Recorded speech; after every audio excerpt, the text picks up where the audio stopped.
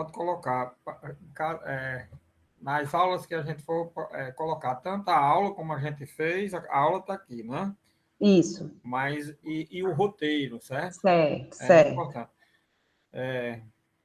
Porque lá foram disponibilizados todos, mas para a gente acompanhar a aula, a gente vai ter que ir disponibilizando cada roteiro de cada aula, certo? Na medida que eu for falando. Hoje, o roteiro, hoje na próxima aula ainda, o roteiro vai ser esse número 1 ainda, que é o roteiro sobre tutela de direito difuso, tá certo? E é muito rico esse roteiro, principalmente na parte da classificação e caracterização desses direitos, certo?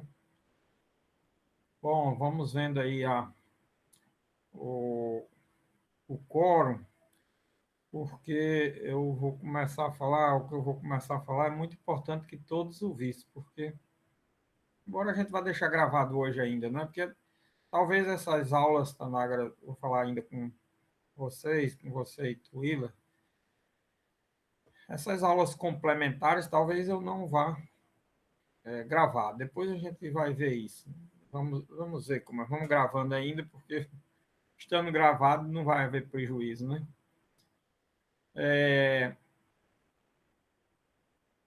Nós temos na turma 30 e tantos alunos, né? Na turma da noite já temos 30 e poucos alunos. Acredito que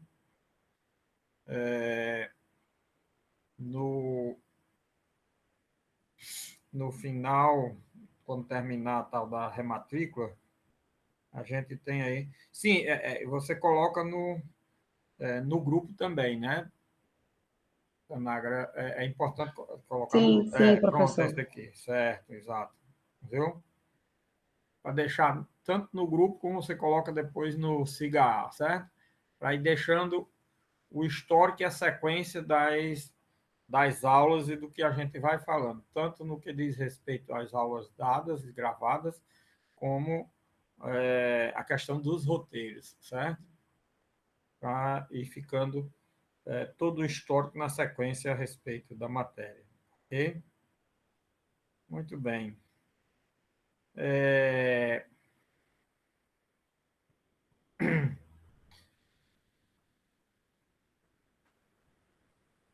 A aula, pessoal, já foi dada, né? A aula já está posta. A aula é aquela que foi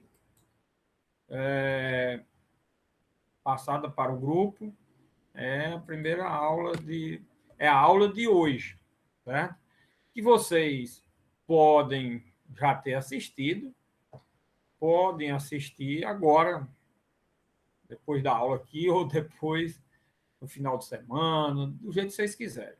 O problema é que tem que assistir às aulas, certo? Por quê? Porque nós vamos ter que eu vou resolver ainda esse problema de presença.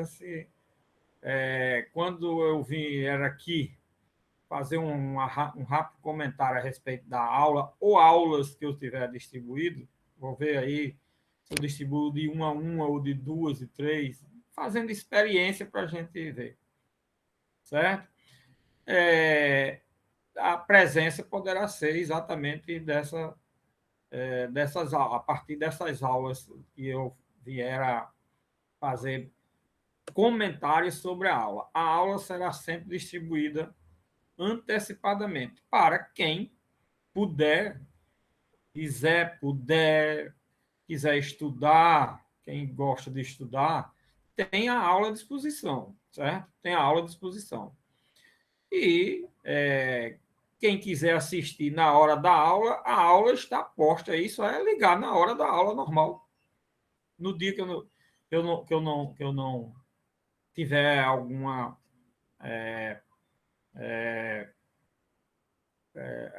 análise presencial, porque eu não vou fazer em todas, para não ficar duplicado, cansativo, exaustivo para vocês. A aula é uma aula que eu dei do mesmo jeito que a aula que eu ia dar para vocês, essa aula que não tem diferença, pode olhar lá. Quem já teve a oportunidade de ver, pelo menos no início, eu abro a aula da mesma forma como se estivesse a gente começando agora a aula, tá certo? Então, meu propósito não é sobrecarregar ninguém, não é sobrepor aulas, não, eu tenho minha carga horária completa e vai ser dada aquela carga horária, certo? Eu só vou acrescentar aqui algumas explicações ou complementações para ajudar vocês, Se alguém tiver já lido, ouvido, assistido a aula e quiser fazer alguma colocação, pergunta, fique à vontade. Primeiro ponto. Segundo, na aula seguinte que eu vier, se não quiser fazer hoje da aula de hoje, certo?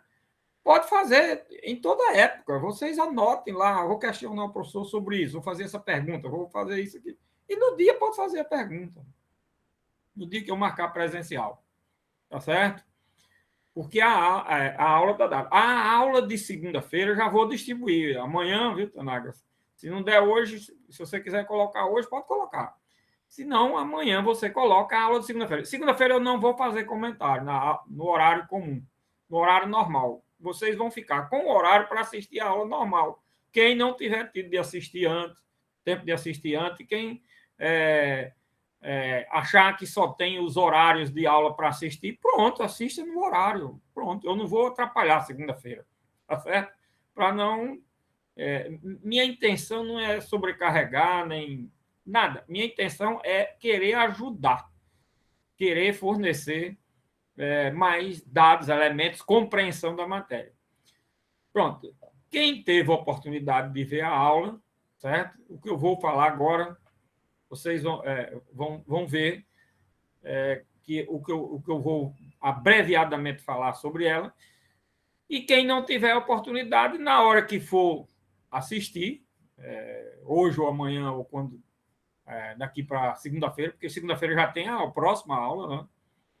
Então, quando assistir daqui para segunda-feira, já assiste com o que eu estou dizendo aqui, qual foi o objetivo. Essa primeira aula, o que nós fomos trabalhar? O que nós trabalhamos nessa primeira aula? Nessa primeira aula, Professor, rapidamente, Larissa fez uma pergunta no chat se a observação sobre a prova que foi feita no vídeo também vale para a nossa turma. A mesma coisa. Tudo que eu disser lá com a vírgula, ponto, sem vírgula, de forma direta, indireta, tudo que eu disser lá vale aqui. Tá certo? Muito boa pergunta, tá vendo? Toda pergunta é excelente. Muito bem.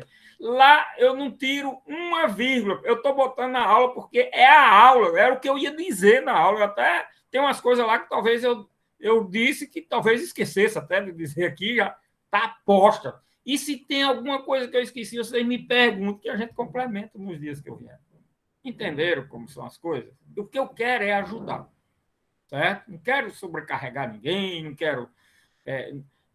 A nota é do trabalho que a gente vai fazer, tá certo? E o que eu quero é que vocês façam um bom trabalho. Entenda, compreenda, saiba o que está falando. Porque, por exemplo, nós vamos falar de direitos coletivos, de processo coletivo, que eu disse, é sobre exatamente direitos coletivos, que é o objeto do processo coletivo. O objeto do processo coletivo como um todo são os direitos coletivos. E como foi que eu iniciei a tratar essa matéria? Mostrando primeiro o conceito de direito individual. Mostrando que o conceito de direito individual, certo? Ele não é suficiente para albergar e fazer compreender os direitos coletivos. Lógico que lá é direito individual, certo? Então, nós temos que trabalhar um conceito de direito coletivo voltado para esse novo objeto deste processo que a gente vai estudar, certo? Então, o primeiro ponto de colocar ali o direito subjetivo, que é a mesma coisa de direito individual, tá certo? Direito individual ou subjetivo, o propósito ali é mostrar que um conceito, ali é um conceito clássico que vem desde os autores clássicos, etc., para o direito subjetivo, que é objeto do processo individual, que não se presta a ser, e que não é o objeto do processo que nós vamos estudar. Aí, em seguida, eu mostro uma evolução rápida, mostro ali alguns dados pontuais, bem pontuais mesmo, a respeito das mudanças, das alterações, do surgimento desses direitos coletivos. Aí onde citei Capelletti, citei Dente, citei outros autores, está certo? Mostrando com o que eles se preocuparam. Se preocuparam com a massificação da titulação de direitos, mostrei os direitos que iam surgindo de forma a não identificar sujeito divisibilidade, uma série de fatores que foram surgindo, como o direito do consumidor, o direito principalmente o chamado direito ambiental, tá certo? Que é típico direito difuso, que foi o que nós começamos a falar. Aí, depois que mostrei essa evolução, mostrando o quê? A preocupação de mostrar esse novo direito. Segundo, que tipo de ação poderia ser utilizada para essa proteção desse direito? Né? Um dos autores se preocupou com isso. Né? A classificação desses direitos, os autores se preocuparam em fazer, num primeiro momento, certo? Para mostrar essa nova realidade que surgiu, certo? E veja ali que cada um dos autores. Aí, em cima daqueles pontos que aqueles autores colocam, que eu botei pontualmente, com que cada um dos autores colocou, aí nós fomos fazer o quê? O que essa doutrina conseguiu selecionar, o que essa doutrina conseguiu definir, identificar como direitos coletivos. E aí, o direito coletivo já foi visto logo dentro de uma visão classificatória, já não era só uma espécie esses direitos coletivos, da forma como eles surgiram e evoluíram, eles não se cingem a ter um conceito unicamente com relação a uma determinada visão, como é o direito subjetivo, que é um só, fica fácil. Agora, direitos coletivos, quando se fala direitos coletivos, a coisa fica meio assim, meio mais dentro de um abstracionismo maior. Aí o que fez a doutrina? Classificou, no primeiro momento, universalmente os direitos em direitos difusos e coletivos. A doutrina universal classifica essas duas categorias. E o que eu mostrei? Que o Brasil, diferentemente, ele classificou em 3 categorias. O Brasil sempre... Primeiro classificou e já foi logo com a lei. Não se estudou isso, não. Primeiro vem a lei. Depois, na aula eu falo sempre isso, né? O Brasil é assim, a gente faz a lei, depois vai estudar. Se for, faz a lei primeiro. Então, o Brasil veio uma lei e classificou nossos direitos coletivos em direitos difusos, coletivos, aí tem coletivos estritos, e os individuais homogêneos. Bom, mas o que é direito difuso? O que é direito coletivo? O que é direito individual homogêneo? Aí, o que é que eu faço em seguida? Dar as características de cada um desses direitos. Onde é que nós vamos enxergar um direito difuso? De acordo com as características que a gente vê do direito difuso. Como é que nós vamos enxergar um direito coletivo estrito sensu? De acordo com as características que nós vamos ver dos direitos coletivos estrito sensu. Como é que nós vamos identificar um direito individual homogêneo? De acordo com as características que eu passar com relação ao direito individual homogêneo. Não chegou ainda, já vai estar na próxima aula, né? A aula de segunda-feira começa as características do direito difuso, já tem a do direito coletivo, direito difuso. Nós vimos nessa primeira aula o quê? As características do direito difuso, que é uma das espécies de direitos coletivos que estão protegidas e são protegíveis pela ordem jurídica vigente. No Brasil, nós já temos a classificação, mostrei lá no artigo 81, parágrafo 1 do Código do Consumidor, né? E todas as leis posteriores, o Estatuto do Idoso, e todas as leis que vêm trabalhando, mandado de segurança coletiva, eles trabalham com essa classificação. Certo? Então, nós temos aí exatamente essa postura para ter a visão daquela ideia que eu falei a respeito da identificação dos direitos como coletivo e como objeto dentro daquela trilogia sujeito, objeto e forma, não é? Dentro daquela trilogia, o objeto. Então, o que é que nós estamos trabalhando aí nessa primeira aula? A identificação desse objeto. Começamos a trabalhar, não concluímos, certo?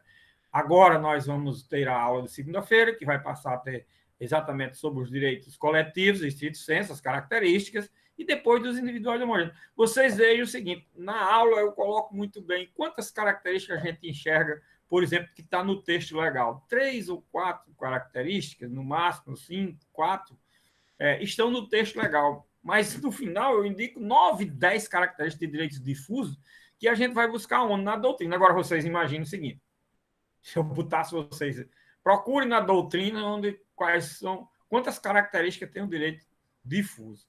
Eu tenho certeza absoluta que eu dava o semestre todinho e vocês não respondiam. Sabe por quê? Porque para eu poder reunir 9 ou 10 características, foi preciso eu ler, nos últimos 20 ou 30 anos, sei lá, 50, 100 livros só sobre a parte do conceito. Então, vocês vejam como o que é que o professor faz. O que é que o professor tem que fazer. Vocês estão vendo aí? Teve esse trabalho para dar uma coisa já, aquilo dali, conclusivamente, já entregando. Agora, dizendo como foi. Ali você vai buscar esses conceitos na lei, aquelas características. Você vai buscar na lei, você vai buscar em Capelete, lá em Acesso à Justiça, né? Você vai buscar em imagine, em vários outros trabalhos que são mostrados. E outra coisa, não chega um autor e diz, olha, as características são essas. Vocês, aí é onde eu coloco a seguinte observação, que é muito importante para a prova. Olha, por que é importante a questão da aula? E ela está gravada, é tudo. Porque é o seguinte, se vocês consultarem 10 ou 15 ou 20 livros de autores nacionais, vocês só vão encontrar 4 ou 5 características. O que acontece? Vocês vão morrer de estudar, passar a madrugada, dias e horas e horas e horas e horas, e não vão encontrar mais do que 4 ou 5 características. E vão colocar só isso, é a metade. Aí a avaliação do valor daquela questão fica pela metade. Se vocês pegarem a estrutura que eu dou, vocês, pelo menos, as características vão botar todas. Agora, o que é que eu quero na prova? Na aula eu digo também. O que eu quero é que vocês digam o que é que significa cada característica daquela. Quando eu falo numa característica de indivisibilidade, não é só colocar. Tem como característica indivisibilidade. Não é isso. O que é indivisibilidade? Aí você vai colocando a característica e vai dizendo o que significa indivisibilidade. Certo? A característica de que tem uma potencialidade de causar dano a direitos individuais. O que é isso? Isso daí está no roteiro. Tá certo? Está no roteiro, você já vai botar. E eu estou dizendo, está lá no roteiro, bota, pelo amor de Deus. Porque na maioria da turma, eu digo isso, e quando chega na prova, a maioria da turma ainda não bota. O que está no roteiro. É brincadeira. Por isso que eu espero que pelo menos eu repetindo aqui, além de ter dito na aula, além de eu dizer na aula, eu repetindo para ver se vocês vão para lá, colocam o roteiro. A estrutura da prova, quando eu fizer a pergunta, a estrutura da prova está no roteiro. O que vocês vão precisar? Agora vocês vão dissecar aquela estrutura. São 9 ou 10 características. Vocês vão falar, discorrer sobre cada uma dessas características. Professor, a prova dá quantas páginas? Eu não sei. Se você puder escrever em 6, 8, 10 páginas, 10. Se você só puder escrever em 15, escreva. Se for em 20, não interessa. Nem vou limitar, nem vou. Eu quero que você escreva o que você sabe sobre aquilo. Agora, pelo amor de Deus, sem fugir do que eu perguntar. Então, se eu perguntar, classifique, caracterize, pelo amor de Deus, não venha com competência, com isso, com aquilo, com conversa fora de tom. Né? E vou dizer por quê. Não é porque é uma questão minha, não. Não é exigência minha, não. Eu estou dizendo isso para já passar para vocês uma informação que é muito importante em concurso. Se vocês fizerem isso num concurso, aquela questão é considerada 0. Por isso que as pessoas não sabem por quê. Mas eu estudei tanto, fiz uma boa redação, tirei. Eu esperava tirar, sei lá, na redação vale 5, eu esperava tirar pelo menos um 4, tirei meio ponto. E se tirou a 0? Pode ser. Você botou lá um bocado de besteira que não tem nada a ver com a questão, então é 0. Sabia disso em concurso? É assim. Tá vendo? Então, não é uma questão minha, não. É uma questão que eu estou passando de lição também. O professor não é para dar lição, não é para dar informação, não é para dar conhecimento das coisas, estou passando um conhecimento, certo? Eu não estou fazendo exigência minha, eu não faço nenhuma exigência. Nada que eu digo também aí não é meu, não, nem opinião minha, não. É uma ciência, é tudo já construído. É uma ciência, como eu falei, e está construído, tá certo? A gente apenas vai trabalhar aquilo. São essas coisas, minha gente, que eu gostaria sempre de dizer, e às vezes a aula não dá tempo para dizer, né? Porque a gente tem que passar aquele volume de informação. Algumas coisas eu digo e outras ficam incompletas, às vezes não ficam bem esclarecidas, às vezes, quando eu digo, olha, a prova você já pode fazer, o pessoal acha que eu estou brincando, o pessoal acha que eu estou, não sei, é impressionante, porque, meu amigo, se eu tivesse estudado com um professor ele dizendo, a prova você já pode botar isso assim, assim, assim, imagine, eu não teria sido um aluno tão medíocre como eu fui em nota. Eu fui sempre um aluno muito medíocre em nota, né? Porque, primeiro, eu era inimigo da metodologia de prova. Segundo, bom, como essa metodologia era absurda, logicamente eu não casava, nunca tirava. Na minha época não era nota em número, não, era em letra. Era A, B, C, D, E. A, B, C, D, E, na minha época.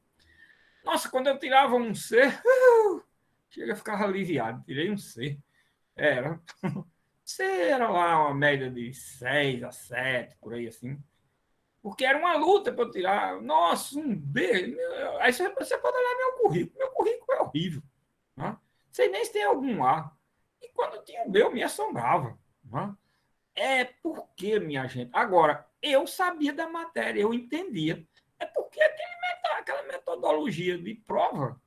Aí fazia uma. Eu estudava horas, dias e mais dias para fazer uma prova em 2 horas, resumir aquilo. Uma desgraça. Para mim era como se eu estivesse perdendo tempo, entendeu? Aí é uma frustração. E outra coisa, aquela história da tensão na prova, Barro, senta aqui, fulano, senta ali, mudando de posição dentro da sala de aula. Minha nossa senhora. Eu tive professor que subia até na cadeira para ver de cima se tinha algum aluno utilizando um livro, um código, uma coisa. Agora, isso em matérias dogmáticas. Como é que você, estudando processo civil de conhecimento, recurso, sei que lá, aí você não poder usar um código? Você estudando direito civil, contrato, isso, aquilo, você não poder utilizar um código? Meu Deus. Eu acho que ainda tem professor que faz esse tipo de prova, não é? Eu fico impressionado que ainda tem professor que faz esse tipo de prova. Formou-se e não viu depois o que é que ele faz na vida. Eu fico assim, impressionado, sinceramente. Pois é, minha metodologia é voltada para o exercício da atividade. É a mesma coisa de você na medicina, tá? Você dizer, você vai aprender a fazer uma cirurgia, fazer o transplante de coração, mas nunca vai pegar no cadáver. Aí quando você terminar o curso, aí vem um cara para fazer o transplante. Você vai? Você vai? Você vai para um médico recém-formado e diz, eu nunca abri um cadáver, eu nunca vi um coração ao vivo, eu nunca, nem de um cadáver, imagine de uma pessoa viva. E vai ter que deixar você vivo ainda. Você vai? Então, assim, eu acho que é no direito também. Tem umas ciências que não dá para ser. Agora, um matemático, não. Criou aquela. E tem aquela forma, a matemática vem, sei lá, tem um autor que descobriu em 1900 antigamente, não, nem em 1900, em priscas eras, séculos, milênios, a forma é a mesma. A forma é a mesma. É a diferença. E em direito é desse jeito, pelo amor de Deus. Você vai estudar direito, tá certo, a teoria do direito é buscada, mas evoluiu demais. É assim, minha gente. Tá certo? Então, olha, essa primeira aula teve essas colocações, é esse o papel. A segunda aula vai continuar tendo o estudo das características de cada uma das espécies de direitos coletivos, tá certo? Acredito que vai até a terceira aula, a questão das características. Depois a gente passa para a questão da legitimidade, certo? Que é o elemento subjetivo de uma demanda. Né? Então, é essa a sequência para poder mostrar. Aí, quando a gente terminar de ver essas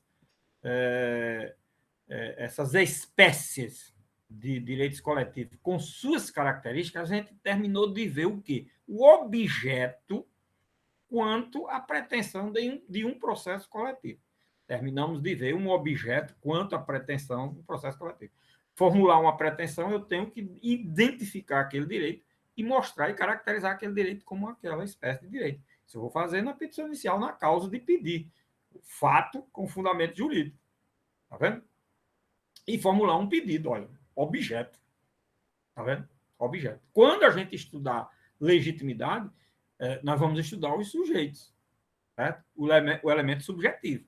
E aí nós vamos, ao estudar o elemento subjetivo, vamos procurar saber quem é o autor de uma ação, quem é o réu, a qual o juiz se dirige e assim por diante. Se tem participação de outros sujeitos, Ministério Público, e aí vai depender do tipo de processo, pode ter perícia, assistência técnica e vai por aí afora. Vai ter que ter o secretário do cartório para praticar os atos, tudo isso é sujeito do processo. Tá certo? Então, é isso que eu quero passar e explicar. E vocês fiquem à vontade. Questões, dúvidas. Se no dia que eu vier fazer, já for daquelas aulas que for dadas, se vocês tiverem visto, pode fazer. Se não tiver visto ainda e for ver depois, e quando eu vier para a aula síncrono, chama síncrono, eu digo, venho aqui para fazer comentário das aulas. Porque a aula toda explicação, tudo está lá, minudentemente. Claro que você pode dizer, professor, teve uma parte que eu não entendi ali. Ótimo, olha a oportunidade que a gente está tendo. Tá vendo? Que pode ser hoje, pode ser na próxima. Vou fazer um comentário da aula de segunda-feira, sexta-feira, para a gente fazer um teste, né? Segunda-feira eu não vou atrapalhar ninguém para assistir a aula no horário normal. Quem quiser assistir a aula, você vai ligar a aula no horário normal. Pronto. Vai ser o tempinho exato da aula, você vai ligar. Para não dizer, professor, eu estou muito sobrecarregado, que a hora da aula o senhor só faz explicar a aula, eu não vi ainda. Pelo amor de Deus, não fique preocupado, não, que eu não vou tomar esse seu tempo, nem vou atrapalhar isso, não. Pronto. Certo?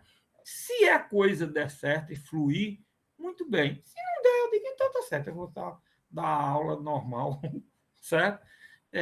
Toda a aula síncrona. Pronto, acabou-se. É porque a aula está gravada, não tem. A aula está só gravada, mas você, na hora que liga, pensa que eu estou dando uma aula normal. E tudo que eu disser lá, porque não alterou nada, tá certo? Sim, e naquilo que alterar numa aula, que eventualmente. Logicamente, eu vou fazer os comentários e a complementação, lógico. E possivelmente algumas eu nem vou dar assíncrona, tá certo? Vou dar de forma síncrona, entendeu? Para exatamente mostrar, olha, aqui houve uma mudança. Tá?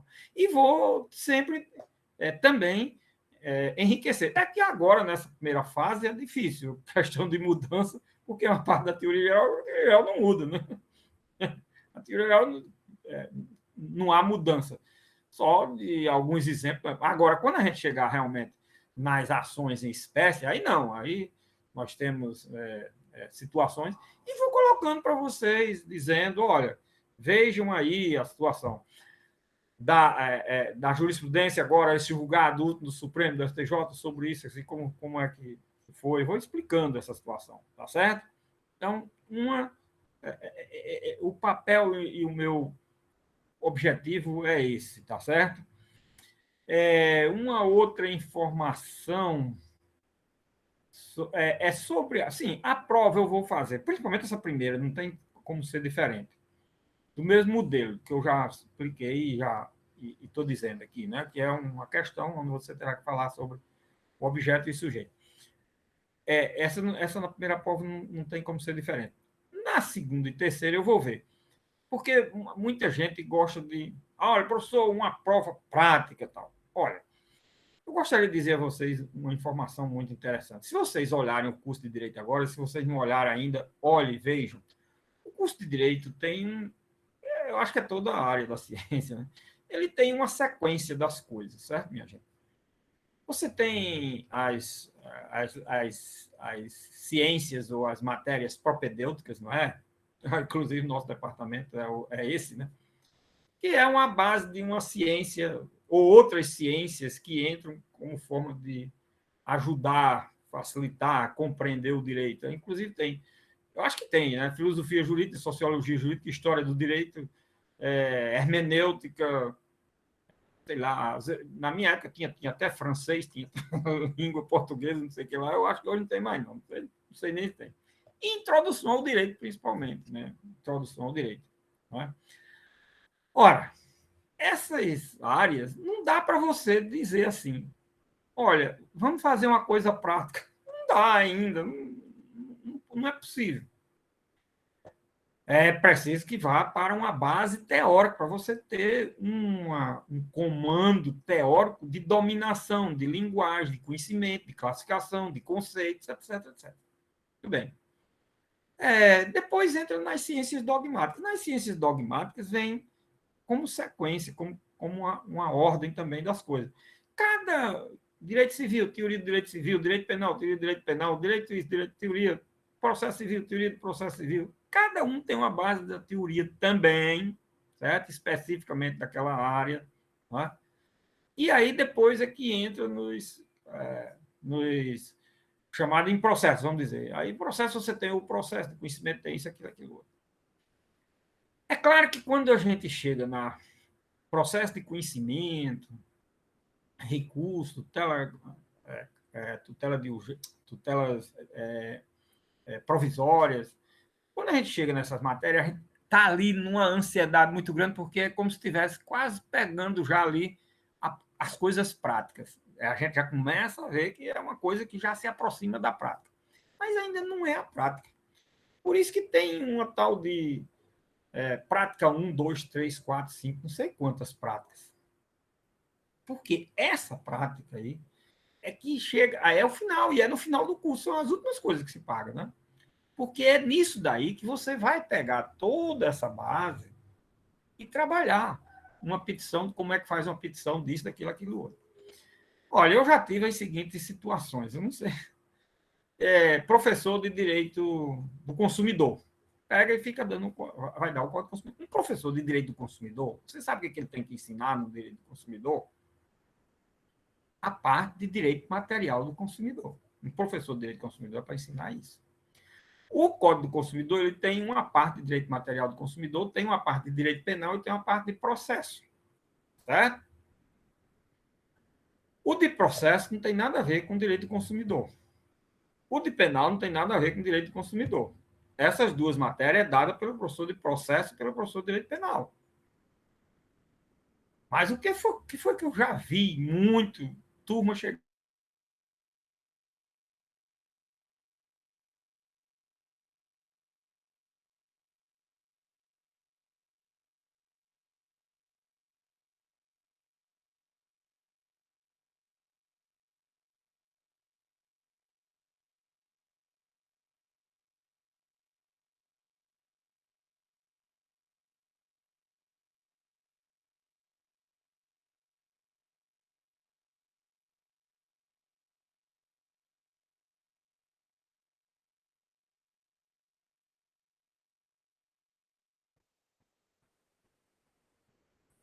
Alô, pessoal? Voltei aqui. Saiu do ar e voltou. Eu estava tentando já aqui pelo outro, mas voltou? Estão me ouvindo aí, vendo? Ok. Voltou, professor. Pois é, caiu aqui essas coisas da internet da vida, né? Então, como eu estava dizendo, então, aí eu disse, mas como ele disse, não é o professor de direito do consumidor, de direito do consumidor mandando fazer uma ação civil pública? Imagina aí. Tá vendo? Isso existe, pelo amor de Deus. Isso não existe didaticamente, não, minha gente. Como é que um professor de direito do consumidor vai dar uma ação civil pública em matéria de consumo? Amigo, olha, processo coletivo tem ação civil pública. E se não tivesse, teria procedimento oficial, seria qualquer outra coisa. Menos em direito do consumidor. Eu tenho que aprender direito material. São essas coisas que não dá. Aí os professores atropelam. Eu tenho muito cuidado com essa história de prática para não estar atropelando. Lógico que muitas coisas que a gente nessas ações que nós vamos trabalhar, muitas coisas precisam tem na prática, tem na jurisprudência. Lógico que a gente vai fazer referência. Mas não dá para colocar um caso prático assim e vamos realizar isso. Não é meu papel aqui na metodologia do ensino do direito. Nós temos os cortes metodológicos de cada professor. Os chamados cortes metodológicos, minha gente. O professor não pode estar entrando noutra matéria e abandonando a sua. Aí você ingressou na faculdade, fez uma matrícula em direito do consumidor e vai estudar processo. É brincadeira. Meu amigo, vá ser professor e tome conhecimento de direito do consumidor com substância para preencher a carga horária de direito do consumidor. Certo? Sei nem quem é, não sei nem se tem consumidor na universidade. Estou colocando aqui o exemplo, parece que é opcional, não sei se é opcional ou é obrigatório. Sabe dizer aí? Sabe dizer, Tanaga? O direito do consumidor é obrigatório, é opcional, sei lá, e para algum semestre pode ter, outro não tem. É obrigatório. Não sei se agora já tem, nem se tem.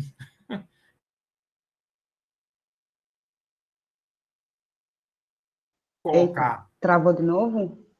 Não, o meu aqui deu. Não. Alô? Voltou, professor. Voltou, professor. Foi? Não deu sinal aqui nenhum, não. Não deu para eu captar, não. Olha, eu não sei se tem, nem se tem, mas eu estou dizendo assim, dando exemplo, certo? Então é preciso o professor ter cuidado que existe o corte metodológico, epistemológico, certo, minha gente? Corte metodológico do professor. O professor é como você for fazer um trabalho. Você vai fazer um trabalho. Professor, eu quero fazer um trabalho sobre processo coletivo. Vamos primeiro selecionar um pontinho dentro desse tema processo coletivo, meu amigo. Não dá para você falar sobre processo coletivo. Você vai escrever 10 mil páginas e não termina. Falar sobre processo coletivo.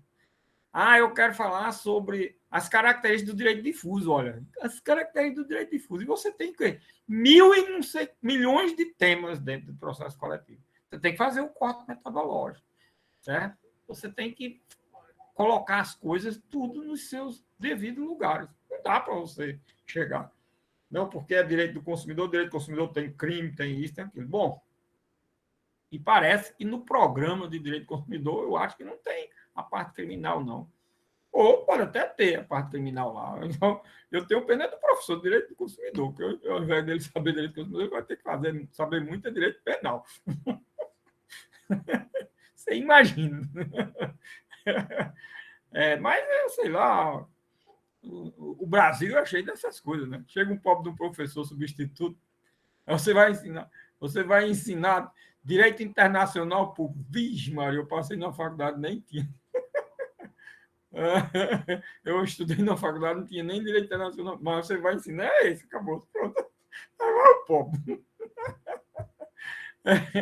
Você vai ensinar direito do previdenciário. Meu amigo, previdenciário, eu nunca vi. Ótimo, que você agora vai ver, né? Então, aí são duas pessoas descobrindo, é você e o aluno, os dois descobrindo a matéria, que é o melhor do mundo, cada um que se admire, né? Com o que vai vendo. Brincadeira. Eu já vi muito isso aqui na universidade, viu? Já vi demais.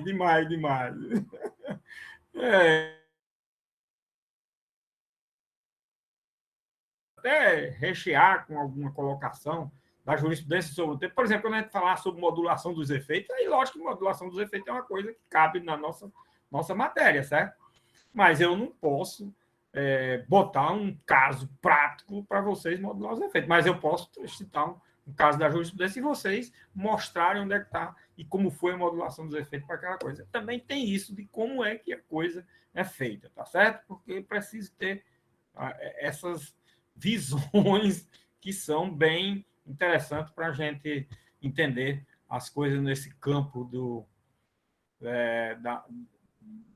das metodologias, das limitações de cada professor, principalmente as chamados cortes metodológicos, certo?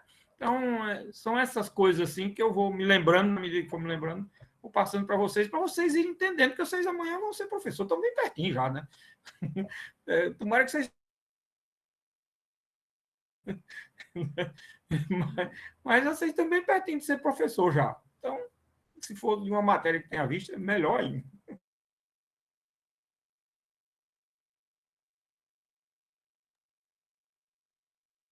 São essas coisas. Alguém tem alguma pergunta, alguma dúvida, alguma colocação? Fiquem à vontade da pergunta que vocês quiserem fazer. Pelo amor de Deus, não tenham acanhamento, nem nada, não. Não existe nem problema de pergunta, nem constranger o professor. Aqui não existe isso, não. Certo? Pode perguntar o que quiser. Professor, certo? Escuta. Eu queria, se possível, que o senhor repetisse a característica do direito difuso de pessoas ligadas por circunstâncias de fato. Não ficou muito claro para mim. Acho que travou de novo. Opa, voltou? Voltou? Agora voltou. Ah, meu Deus, agora tá um negócio sério. O senhor escutou alguma coisa? Não escutei nada, não. Pronto. Se possível, eu queria que o senhor repetisse a característica do direito difuso de pessoas ligadas por circunstâncias de fato. Não ficou muito claro para mim. Certo. Essa característica é muito interessante. A característica dentro do direito difuso, uma das características é ele ser entendido em razão das circunstâncias de fato, tá certo? Então, o primeiro ponto é esse. A característica é a circunstância de fato ser uma característica do direito difuso. E como é que se dá isso, certo? Como é que se dá isso? Exatamente na seguinte situação. Você sabe que são várias características. Logicamente, essa é mais uma que agrega a composição final da ideia do que é direito difuso, tá certo? E qual é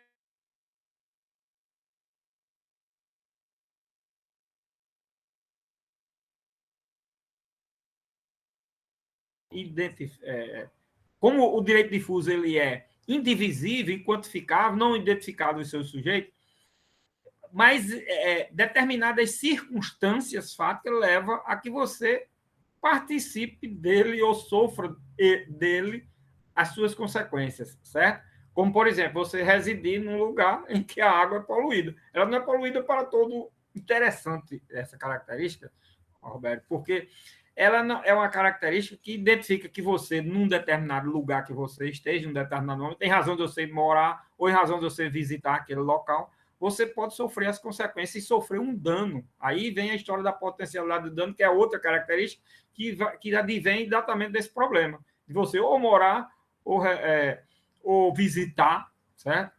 Ou ser alcançado, estar num determinado lugar, num momento, e ser alcançado por uma circunstância qualquer de violação ao direito difuso, certo? E você ser atingido. Então, você, por exemplo, mora perto de um rio que poluiu, você pode sofrer o dano. Você mora numa região que sofreu um dano ambiental, certo? Aí, essa circunstância fática de você estar ali, ou ter visitado, você visitar um rio, tomar um banho, não saber que ele estava poluído e está poluído e você adquirir uma doença, certo? Então, essas circunstâncias fáticas são isso. É você ser atingido. Agora, você é um rio tal, em tal canto. Você nunca foi lá, você nunca fez uma visita, não mora lá. Eu ia perguntar justamente isso agora. O dano tem que ser direto ou, por exemplo, o caso da poluição do rio desequilibra o meio ambiente e eu tenho... Presta atenção. Essa circunstância fática é para você, eventualmente, sofrer um dano individual, certo?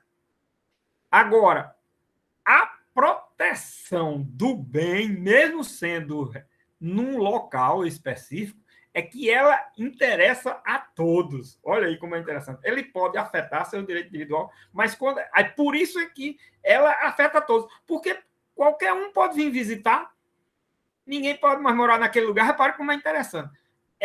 A circunstância fática é você estar lá. Como a circunstância fática é você estar lá, e se for visita, por exemplo, a Lagoa de Arituba, que tem turismo, aí você imagina, ela está poluída. Aí vem não sei quantos ônibus de turismo para visitar. Imagina. Só afeta eventualmente um direito individual das pessoas se ele for visitar, tomar um banho, tomar água, uma coisa assim, tá certo? No entanto, a poluição da lagoa se presta a ser de toda a coletividade, porque eventualmente qualquer pessoa pode ir lá visitar. Tá vendo como é interessante? E há desequilíbrio aí, em matéria de meio ambiente, é isso. Há o desequilíbrio do meio ambiente, porque o meio ambiente tem que ser visto de uma forma holística. Aliás, hoje todo mundo defende que a forma holística deve ser de tudo, né?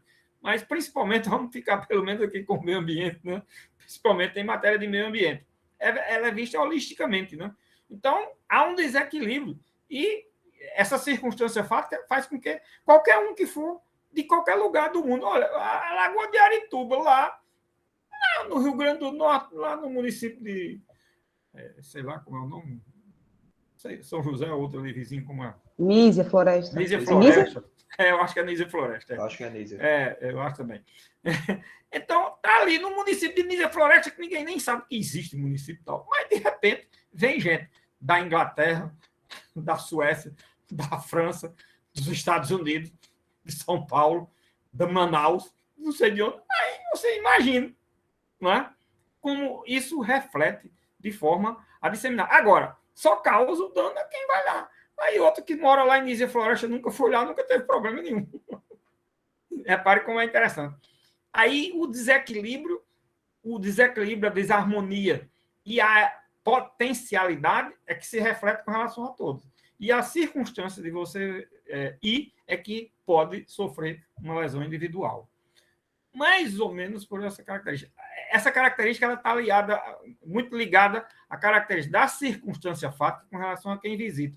E da potencialidade do dano que pode causar a alguém exatamente pelo bem que está lesionado e pode causar um dano a alguém. Não é? Potencialmente pode causar. Se ele ficar lá, a Lagoa de Arituba está poluída, e ninguém fosse lá, fechasse tudo, mas primeiro não é bom. Olha aí, há um descompasso holístico do meio ambiente. Não é? Segundo,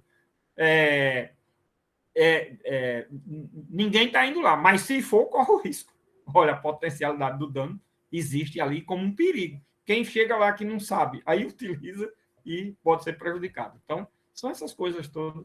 Aí fica muito próximo a potencialidade do dano por um lado e a questão da circunstância fática por outro.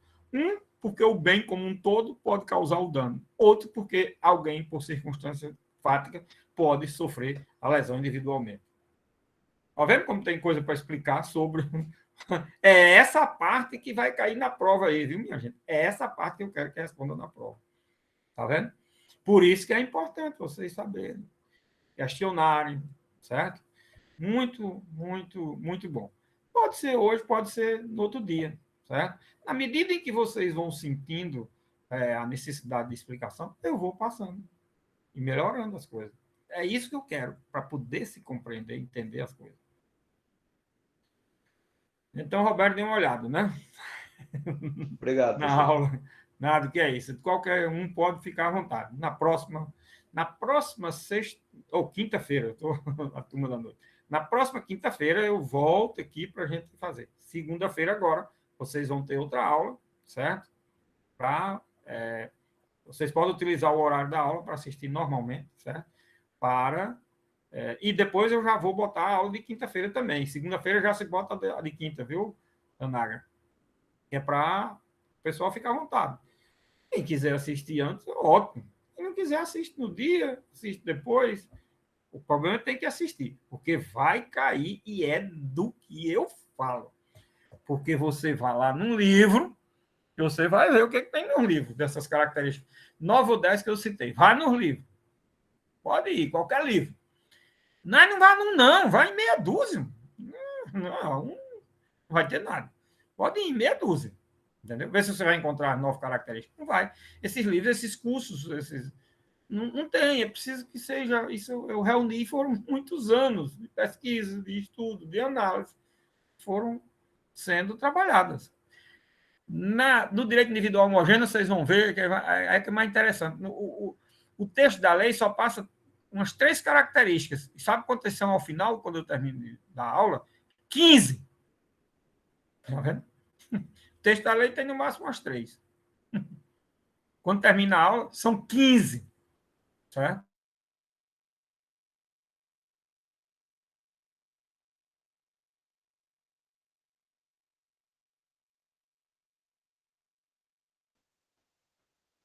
Eita, travou de novo, não foi, gente? Travou, tá congelada.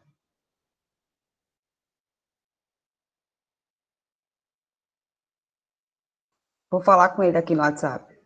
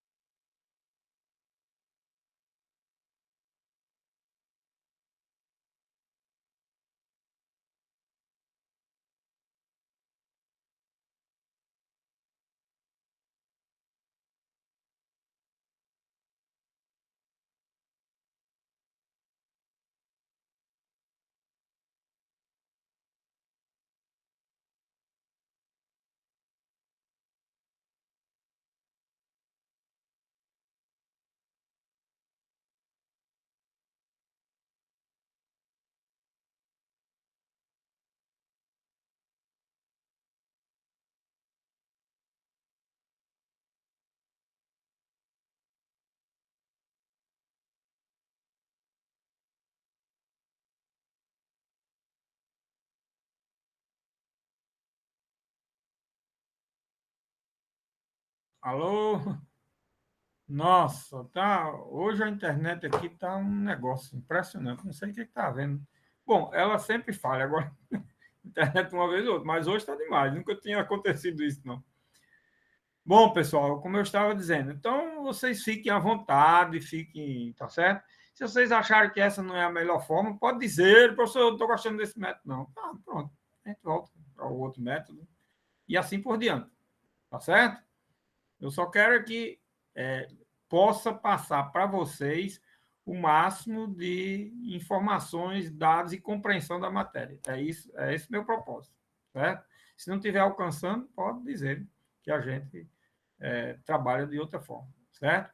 Porque a aula, vocês veem, a aula é bem concentrada, o volume de informação na aula é muito grande. Aqui é uma oportunidade boa, de uma vez, eventualmente eu vindo aqui, batendo papo com vocês, facilita talvez a compreensão. Né? Essa oportunidade aí agora de Roberto perguntar sobre essa questão, dá um outro sentido.